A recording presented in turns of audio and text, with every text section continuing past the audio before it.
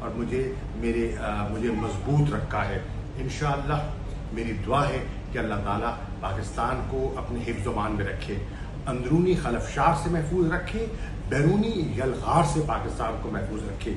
मैं जो पाकिस्तान की अफवाज है, बिलखुसूस हमारी एयरफोर्स, जिन्होंने हिंदुस्तान की जहारियत का मुकाबला किया, इस प्रोफेशनलिज्म से उन्हें खराज तहसीन पेश करना चाहता हूँ। मैं अपने सफारतकारों को जो आज पाकिस्तान की नुमाइंदगी कर रहे हैं मुख्तलिफ दुनिया के ऐवानों में और दारुल खिलाफों में, उनकी हौसला अफजाई करना चाहता हूँ।